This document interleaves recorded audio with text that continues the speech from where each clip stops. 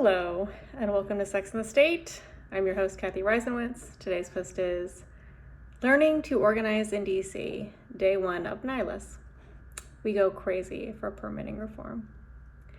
Today, my babies, I write to you from our nation's capital. I'm here because the Center for New Liberalism flew me and my boyfriend and Huntsville New Liberals chapter co-lead out for the New Liberalism Action Summit, DC, NLAS DC.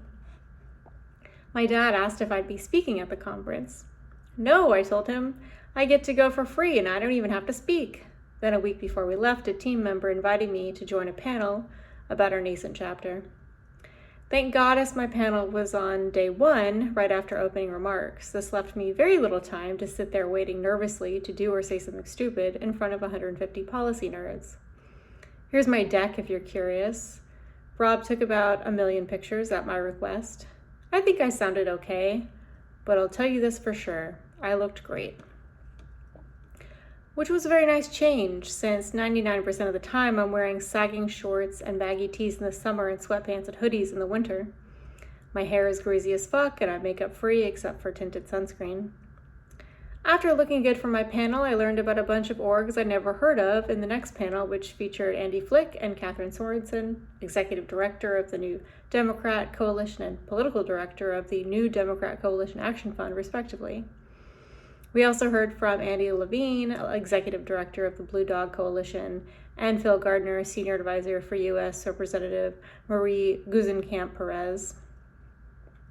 Next up was a conversation between Taylor Magg, PPI's Director of Workforce Development Policy, and Representative Val Hoyle, Oregon District 4.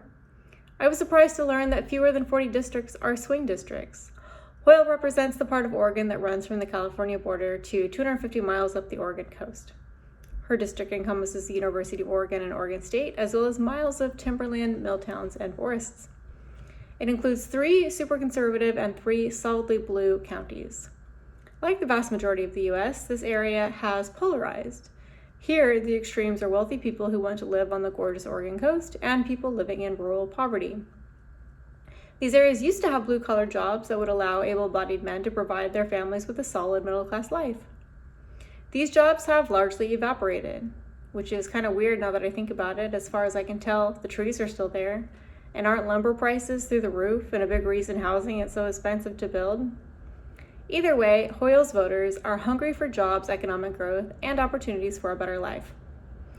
This need, plus her own struggles navigating formal education with severe dyslexia, gave Hoyle a deep and abiding interest in alternative paths to job readiness, including and especially apprenticeships. Hoyle pointed out that 50% of U.S. jobs require more than a high school diploma, but less than a college degree, while 37% of jobs really do require a college degree. One problem is that many employers use a degree as a sorting mechanism, even for jobs that don't strictly require one.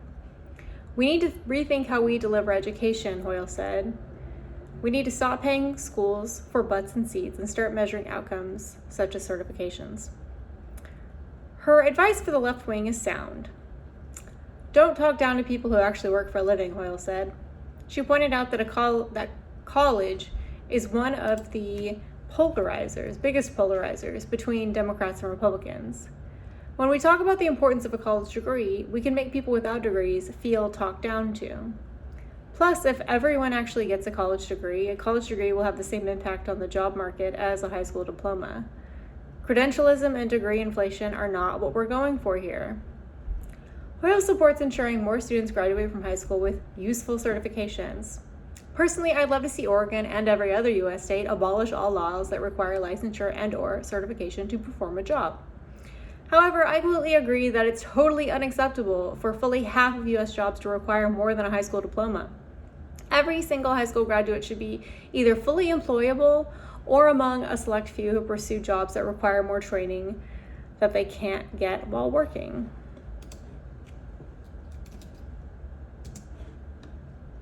I also liked Hoyle's idea for a 6-week trial apprenticeship program for college students. I'm not sure exactly how this would differ from an internship, but I'm curious to learn more.